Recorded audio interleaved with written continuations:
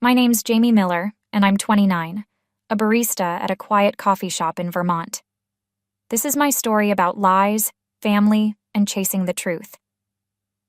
It starts last fall, with leaves turning red and gold outside my window. I live in a small apartment above the shop, a place my dad, Tom Miller, helped me rent before he died 3 years ago. He was a truck driver, honest and tough, always telling me, "Jamie, keep your eyes open. People hide stuff." I didn't know then how right he was, or what I'd uncover about my own family. Dad left me a little money and an old storage unit full of junk, or so I thought.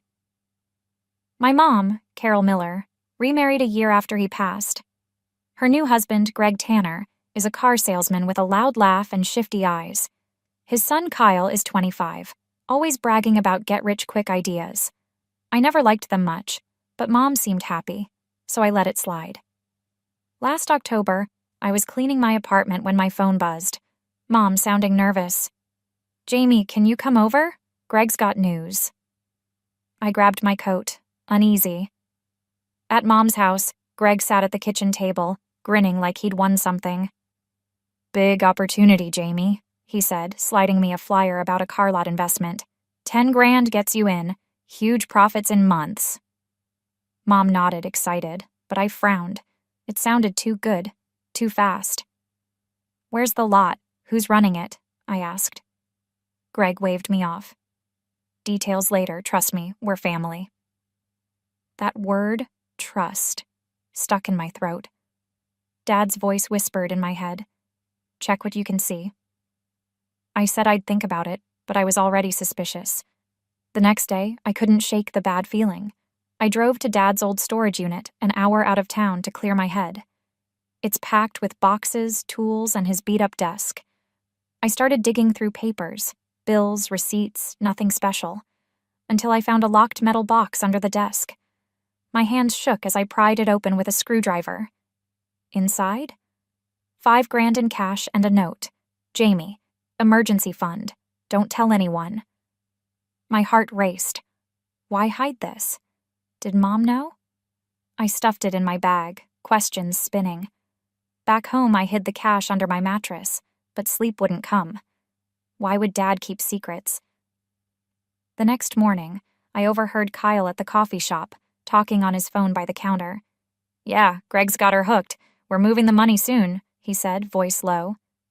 I froze behind the espresso machine, heart pounding. Her? Mom? Money? Dad's cash? Kyle didn't see me, but I saw him smirk before he left. Something was wrong, real wrong. I had to figure out what they were planning before it was too late. I called Mom that afternoon, casual-like. "Hey, you investing with Greg?" She hesitated. "A little. He says it's safe." My stomach twisted. "Check your bank, Mom, please." She sighed, but agreed. Minutes later, she called back, panicked. "Thousands are gone, Jamie. I didn't move it." I clenched my fists. Greg had her account access. She'd trusted him with everything. "Don't tell him you know," I warned. "I'll handle it." My mind raced. Was Greg after Dad's hidden cash, too? I needed proof, fast, before they took more. The next night, I drove back to the storage unit, rain pounding my windshield. I checked the desk again, nothing new, but then I saw it. Muddy boot prints near the door, fresh ones. Someone had been here. My breath caught. I hadn't told anyone about the unit, not even Mom. Had Greg followed me, or Kyle? I grabbed my phone and texted my friend Sam, a mechanic who knows shady stuff. "Run a check on Greg Tanner," I said. "Quick." The cash felt heavier in my bag now. Sam called an hour later, voice tight. "Greg's got a past. Scams, fake deals, got off light years ago. Watch out, Jamie." My chest tightened. Greg wasn't just shady. He was dangerous. I thought of Mom, stuck with him, and the cash he might have already sniffed out. The next morning, Kyle showed up at the coffee shop, all smiles. "Heard you're nosy lately," he said, leaning on the counter. "Families shouldn't dig too deep." His tone was playful, but his eyes weren't. "What's Greg hiding?" I shot back. He laughed and left, but I was rattled. Suspense hit hard that afternoon. I rigged a cheap camera in the storage unit, motion-triggered, linked to my phone. If they came back, I'd catch them. At 10:13 p.m., it buzzed. Video of Kyle sneaking in, flashlight in hand, searching the desk. Then Greg appeared, whispering, "She's close. Hurry up." My blood boiled. She's close? Me? They knew I was onto them. I grabbed my keys and called Sam. "Meet me there. Bring your truck." I sped through the rain, anger and fear mixing like a storm inside me. I pulled up to the unit, tires screeching. Kyle jumped when I barged in, dropping a crowbar. Greg spun around, face dark. "Jamie, you're in over your head," he growled. "This cash is ours now." I stepped closer. "Stealing from Mom? From me?" He smirked. "She's easy. Trusts too much." Headlights flashed. Sam's truck. Greg lunged at me, but Sam burst in, big and loud. "Back off," he yelled. Greg froze. Kyle bolted. But the trap was set. I'd already called the cops. They were minutes away. Police lights lit up the night soon after. Greg and Kyle were cuffed, spitting lies as officers searched the unit.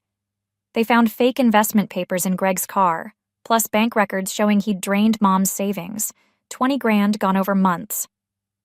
I showed the cops Dad's cash and note, proving it was mine. Mom arrived, tears streaming as I explained everything. "He fooled me, Jamie," she sobbed. "I should have listened to you." I hugged her tight. "We're okay now. He's done." But the damage wasn't over yet. The next week, cops dug deeper. Greg had scammed others, widows, old folks, using charm to bleed them dry. Kyle helped, faking businesses to hide the money. They'd targeted Mom from day one, knowing Dad left her something. The cash from the unit was safe, but Mom's savings were half gone. She sat quiet for days, ashamed. I kept working, pouring coffee, but my mind wouldn't rest. How long had Greg watched us? Had he planned this before Dad even died? The thought made my skin crawl. At the trial, truth poured out. Greg had a list: names, bank details, people to rob blind. Mom was target 12, marked as lonely, gullible. Kyle played dumb, but evidence showed he'd laundered cash through fake startups. They got 12 years each. I sat with Mom in court, her hand in mine, as the judge slammed the gavel. Reporters swarmed outside. Vermont's family scam made headlines. I just wanted it over, but people kept staring, whispering. My quiet life wasn't quiet anymore. After I moved the cash to a bank vault, no more hiding spots. Mom sold the house Greg tainted and moved near me. We started a fund with Dad's money to help scam victims. Small, but something. One night, sipping coffee on my balcony, Mom smiled weakly. "Your dad would have fought like you did, Jamie." I nodded, throat tight. He taught me how. The leaves were falling again, red and gold, and I felt it. Dad's lesson wasn't just about cash. It was about protecting what matters. Life settled, but I stayed sharp. I still sling coffee, watch the customers, listen close, like Dad said. Greg and Kyle are locked up, but others like them are out there, smiling, waiting. Mom's stronger now, helps with the fund, talks to victims. We're a team again, scarred but solid. Last week a guy came in too friendly, pitching some sure thing. I smiled back, said no, and watched him leave. Trust's a gamble, but I've got Dad's eyes now, open wide, ready for whatever's hiding. That's my story. Messy, scary, real. I lost some, won more, and learned family isn't just blood, it's who you fight for. The coffee shop hums, rain taps the roof, and I keep going. Dad's gone, but his voice isn't. "Keep your eyes open," he said. I do, every day, waiting for the next shadow to step into the light. Suspense never really ends. It just brews quiet, like coffee until you taste it.